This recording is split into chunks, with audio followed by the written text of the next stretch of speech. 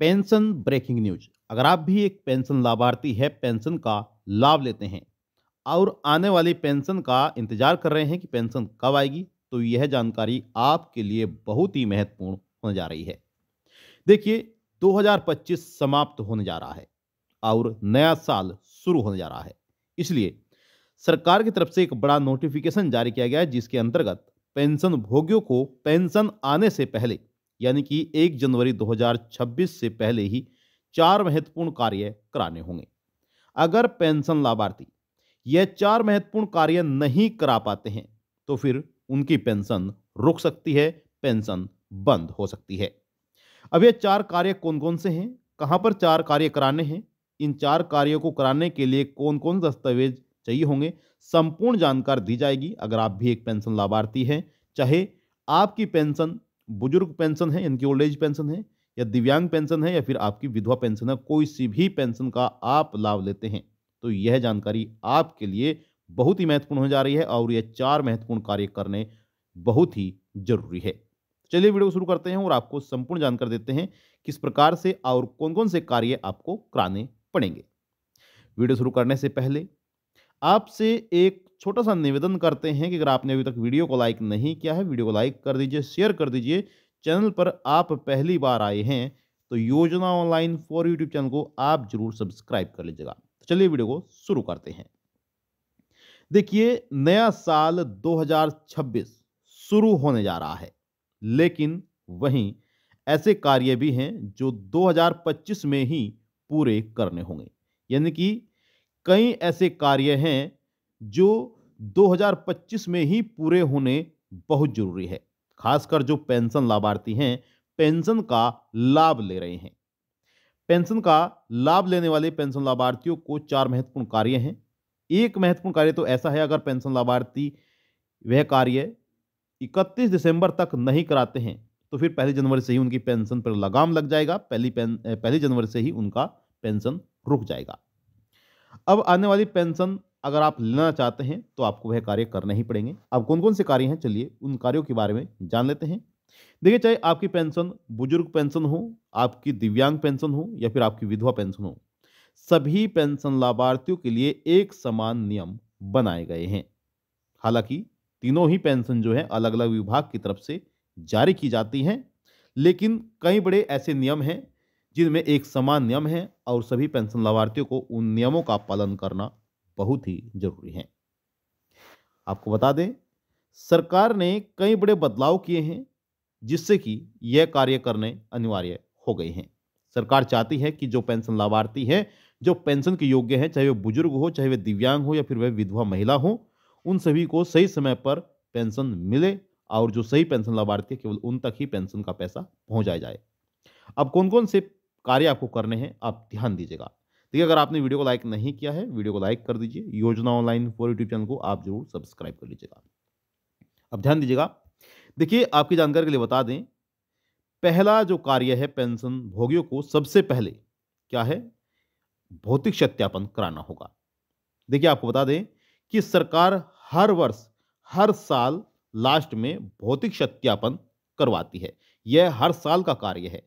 जो बुजुर्ग व्यक्ति हैं, खासकर जो बुजुर्ग लाभार्थी है, उनको अपना भौतिक सत्यापन कराना पड़ता है, जिससे कि सरकार को पता चल सके कि जो सरकार पेंशन का लाभ देती है उन तक पहुंच रहा है या नहीं, यानी कि सही पेंशन लाभार्थी तक पैसा पहुंच रहा है या फिर नहीं। यानी कि सरकार चाहती है कि जो पेंशन लाभार्थी हैं उन तक पेंशन का लाभ पहुंचे, और सरकार को भौतिक सत्यापन करवाने के बाद पता चलता है कि पेंशन लाभार्थी जीवित है या फिर नहीं, क्योंकि सरकार केवल और केवल जो जीवित व्यक्ति हैं, जीवित बुजुर्ग हैं, उन तक ही पेंशन का लाभ पहुंचाती है। तो भौतिक सत्यापन कराना बहुत जरूरी है।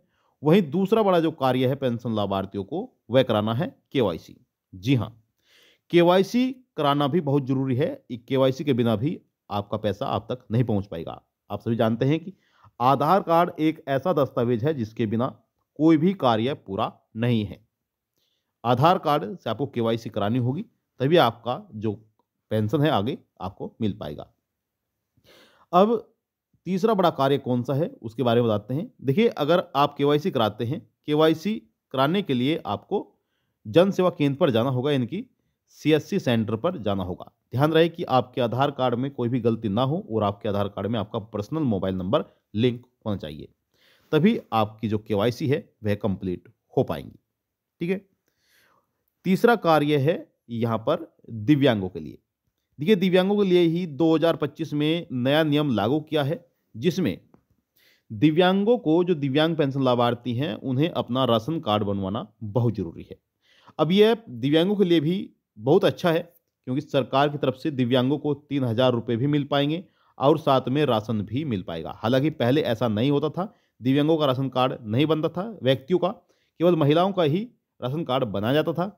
लेकिन सरकार ने पेंशन लाभार्थियों के लिए यह नियम 2025 में ही लागू किया है, जिसमें दिव्यांगों को राशन कार्ड बनवाना बहुत जरूरी है। अगर दिव्यांगों का जो राशन कार्ड है वह पेंशन में लिंक नहीं होगा, ठीक है, पेंशन में अगर राशन कार्ड लिंक नहीं होगा तो पेंशन का लाभ नहीं मिल पाएगा। जी हाँ, तो जिन लाभार्थियों के पास, जिन दिव्यांगों के पास राशन कार्ड नहीं है, वह जरूर अप्लाई कर लें, तभी पेंशन मिल पाएगी, अन्यथा पेंशन आपकी रुक सकती है। ध्यान रहे, राशन कार्ड को पेंशन से लिंक कराना है अगर आप पेंशन लाभ लेना चाहते हैं। ठीक है। अब 3 बड़े कार्य हो गए। अब चौथा बड़ा कार्य कौन सा है, उसके बारे में भी आपको जानकारी देते हैं। चौथा बड़ा कार्य है आपका आधार सीडिंग। जी हाँ, बैंक आधार सीडिंग आपको करानी होगी। देखिए, जो सरकार पेंशन का पैसा जारी करती है वह डीबीटी के माध्यम से जारी किया जाता है। इनके डायरेक्ट बेनिफिट ट्रांसफर तरफ से पेंशन जारी की जाती है।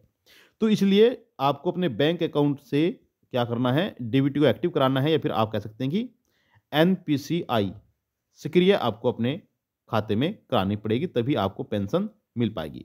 अगर यह कार्य नहीं होता है और सभी कार्य आप कर लेते हैं, तब भी आपको पेंशन का पैसा नहीं मिलेगा। तो यह 4 महत्वपूर्ण काम हैं जो आपको कराने ही पड़ेंगे, और वह भी 1 जनवरी 2026 से पहले। ठीक है, यह कार्य आपको कराने बेहद जरूरी है, अन्यथा आपकी पेंशन रुक सकती है। हालांकि सभी पेंशन लाभार्थी इंतजार कर रहे हैं कि उत्तर प्रदेश सरकार अक्टूबर, नवंबर और दिसंबर महीने की पेंशन कब जारी करेंगे। जो आप जानकर देख रहे हैं, यह भी उत्तर प्रदेश की जानकारी हम आपको दे रहे हैं। जितने भी उत्तर प्रदेश के पेंशन लाभार्थी हैं, चाहे वह दिव्यांग पेंशन का लाभ लेते हैं, बुजुर्ग पेंशन का लाभ लेते हैं, या फिर वह विधवा पेंशन का लाभ लेते हैं, किसी भी प्रकार की पेंशन का लाभ लेते हैं, तो यह कार्य कराने होंगे। अगर आप उत्तर प्रदेश के पेंशन लाभार्थी नहीं है, तो आप अपने राज्य का नाम कमेंट बॉक्स में जाकर लिख सकते हैं, ताकि हम आपको बता सकें कि आपके पेंशन कब आएगी और आपको क्या कार्य करने होंगे। अब देखिए, यह कार्य आपको 2026 से पहले ही कराने होंगे, और 2026 से पहले ही लाभार्थियों को पेंशन का पैसा जो है मिलना शुरू भी हो जाएगा। तो अगर आप चाहते हैं कि आपको आने वाली पेंशन मिले, तो आप यह 4 महत्वपूर्ण कार्य कर लें, क्योंकि योगी सरकार इस महीने से ही पेंशन का लाभ देना शुरू करेगी, और 2026 यानी कि जनवरी के पहले सप्ताह में जो है सभी लाभार्थियों को पेंशन मिल सकती है, या फिर जनवरी के महीने में सभी लाभार्थियों को पेंशन का पैसा जारी कर दिया जाएगा, जिस तरह से पिछली बार अक्टूबर महीने में सभी लाभार्थियों को पेंशन मिल चुकी थी। तो ये थी आपके लिए महत्वपूर्ण जानकारी। आई होप आपको जानकारी अच्छी लगी होगी। कोई भी सवाल है, सवाल कर सकते हैं, आप सभी के सवालों के जवाब दिए जाएंगे। जी देखिए, जिन व्यक्तियों के, जिन पेंशन लाभार्थियों के ये चारों कार्य कंप्लीट हैं, उन्हें दोबारा से कराने की आवश्यकता नहीं है। जिन्होंने यह कार्य पहले से करा रखे हैं, तो वे टेंशन फ्री हो जाइएगा। लेकिन जिन लोगों ने यह कार्य नहीं कराए, उनके लिए यह कार्य कराने बहुत जरूरी है। अगर आपने वीडियो को लाइक नहीं किया, वीडियो को लाइक कर दीजिए, शेयर कर दीजिए। चैनल पर आप पहली बार आए हैं तो योजना ऑनलाइन फॉर यूट्यूब चैनल को आप जरूर सब्सक्राइब कर लीजिएगा। मिलते हैं आपको नेक्स्ट वीडियो में, तब तक के लिए जय हिंद, जय भारत, वंदे मातरम।